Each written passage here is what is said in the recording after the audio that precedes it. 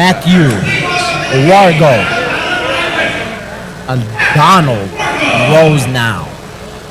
Yeah, this is a matchup that I was really excited for when I saw this on the main card here. You have two guys who are just tough as an old leather boot. They have taken on very stiff tests in their last couple of outings. The combined 3 last opponents for each of these guys are Cody Brundage, Basil Hafez, and Josh Fremd.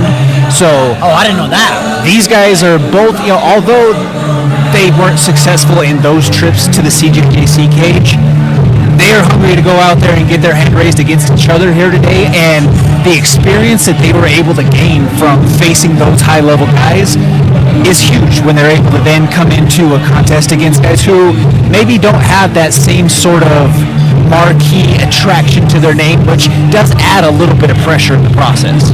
100%, but just like you said, those 3 names, oh my God, UFC fans, UFC, current UFC fighters, all that stuff. So it's like to go against those guys, like Basil as well. Basil's like a really, really good black belt. A high-level black belt. Cody Brundage is a really, really good wrestler, and he's I think there's a brown belt in jiu-jitsu as well. So it's like that's a really high experience. Then you got Josh Fremd, who has MMA experience, wrestling, and I think he's a purple belt as well. High-level purple.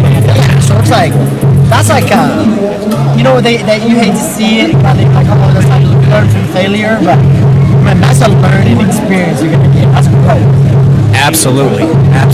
You have Matthew Wargo representing Academy of Grind, and then you have Donald Rosenow out of the Sub Hounds.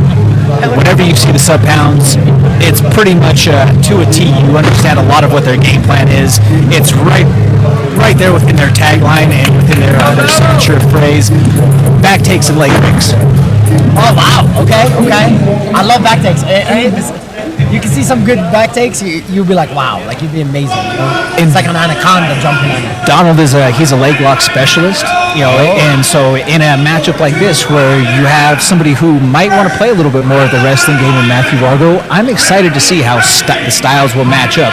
Does Wargo choose to take a wrestle-heavy approach where he stays stiff in his hips and doesn't allow for the elevation and the entries from Donald, or is Donald going to be able to be crafty enough to get himself on the underside where his attacks are going to reign supreme? I feel like if I'm Donald, I would use my length and my legs. I feel like, especially if you go like leg locks a lot, I feel like you can have a lot of advantage against wrestlers as well. You know what I mean? But like you said, I feel like for Matthew, keep everything tight, keep everything wrestling, keep your elbows in, keep your legs, hips in, so you don't get for the legs. Exactly, and especially when we're dealing with contrasting physical styles, right? Like you have, obviously, as you mentioned, the length being an advantage of Rosenow being a little bit more of the light pole to the fire hydrant of Wargo. But, again, this is why they go out there and they got to scrap the scrap, because you got to see whose style is ultimately going to be more effective. Oh, 100%. That's what the beauty of jiu-jitsu. You get to figure it out.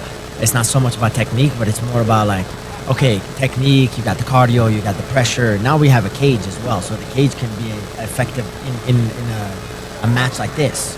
Yes, sir. And folks, it should be noted that with this being on the main card and this being a couple of high-level, high-caliber grapplers, this is a 2-round regulation scheduled match.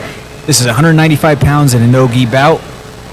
If it expires the 2 5-minute rounds of regulation, we will see overtime action. I love overtime. Overtime is so much pressure, and like you have to go. Like you have to find whatever you have in the gas tank to go, and that's the beauty of overtime. I love overtime. Absolutely. And some exchanges of position right now on the feet between these two men, looking to find an opportunity from the collar ties to here we go. Snap down. Now you have Donald dropping into a leg entry right away.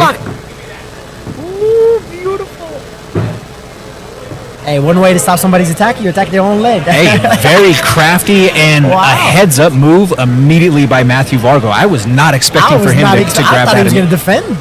Agreed. And now it's Donald who finds himself in a position right away. I don't know why Donald is not going for the leg.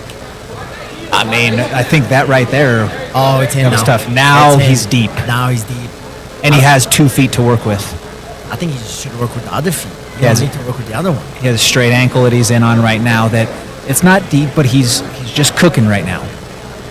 Oh, you see what he's... Oh, that's deep. That's deep. He literally has choices, whatever leg he wants. That's why I say he has both legs in play. I would go for the leg that's in the bottom. I would stop going for the top leg if I was him, but.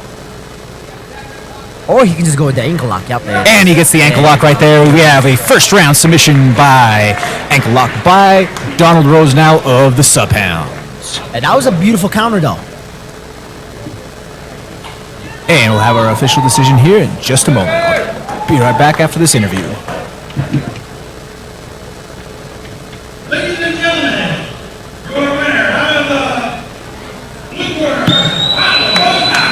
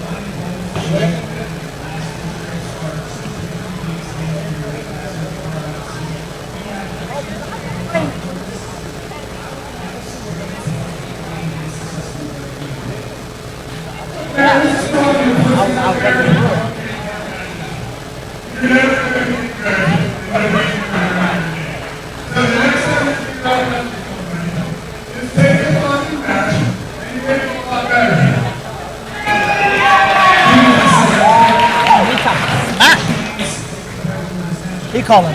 Teammates are all ready.